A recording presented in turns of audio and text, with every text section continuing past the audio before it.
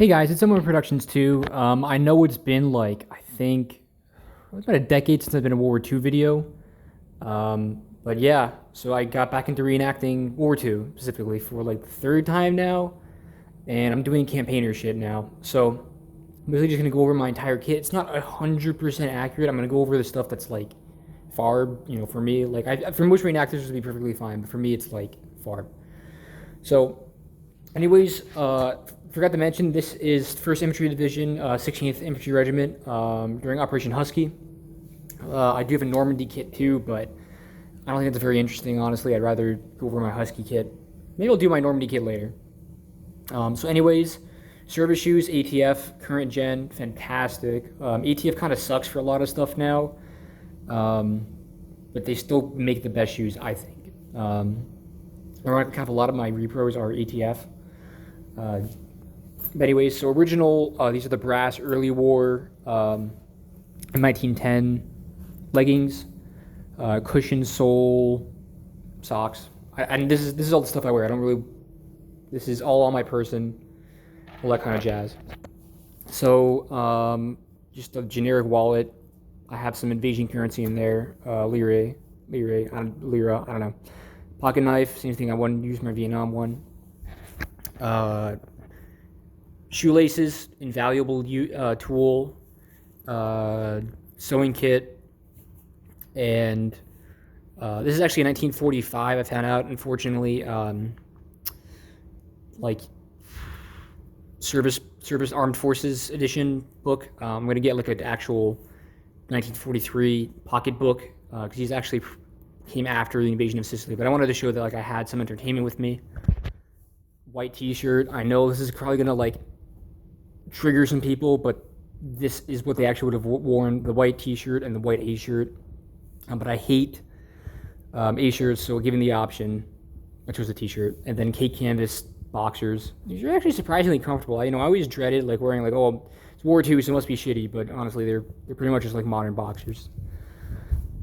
Original, pretty minty M37 wool shirt. I got this for a really good deal. I got really lucky. It's an early war version, as you guys can see. Maybe you guys can't. In the pockets, I have my smoking stuff. So, 1941 Zippo lighter, cigarette case. These are original. I don't use them, but I just have them. I'm gonna get some repro ones eventually, but matches. For my watch, I have a wartime, wartime French automatic watch. Interestingly. Automatics are pretty rare during this time period, and this one I got like really cheap, and it's in fantastic shape. And it works, so that's really awesome. So my dog tags, obviously I wear that on my neck. 1946 dated New Testament, and then my paybook. That's original. It's actually my grandfather's. I'm going to get mine eventually. So the weapon M1 Garand. It's actually a 1957 Garand. So it's literally the last block of production. I would like to get a wartime dated gun someday. I'm going to be buying another Garand through the CMP. Hopefully I get a wartime Garand. I don't know if I will, but it'd be nice. But I have lock bar sights. I'm getting the mill trigger guard. So that'll be pretty much spot on. It's got interestingly, it has a pre-war slimline stock, or pre-war not, but pre-44 slimline stock, despite that's how it came. So frag grenades with the correct M10 fuse. These, I believe, were vintage ordnance. That's where I got them from. The only people who have the actual correct frags in stock right now.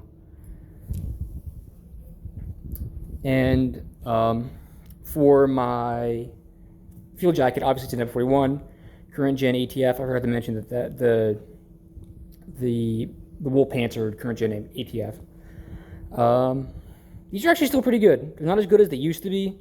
But I personally prefer them over the QMI ones. The QMI have an actual wool liner, but these fit much better to size. The QMI collar, I think, felt way too big, and also it was like a size or two too small, so I just elected to get the actual ATF. So I have original rayon chevrons plus an original First ID greenback. So here's my Haversack and what I would keep in it. I have a shelter half in there just so I can give it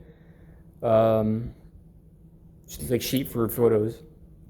So I carry a spare pair of underwear. These are originals. This is incorrect, but this is housing my modern cleaning kit. It's, you know, the kind of like they would have this like post, like D-Day and post, it's a rubberized canvas pouch, because the actual wartime one, like cleaning stuff, is hard as hell to find for some reason. I found a couple of bits and pieces, but not a whole hell of a lot. And they actually wouldn't have had mostly a case. Like they actually would have just like kept it in their rags or their pockets, which is kind of funny. But anyways, so shaving kit with I'm gonna have an original razor in there. This is the Service of Supply ones, like original. I'm assuming it's wartime soap tin. QMI rain jacket. This thing is awesome. Just be aware that you need to order a size up. Post-war utensils. Those are kind of cringe. All of my stuff, I'm gonna try and get like 42, 41 dated moving forward.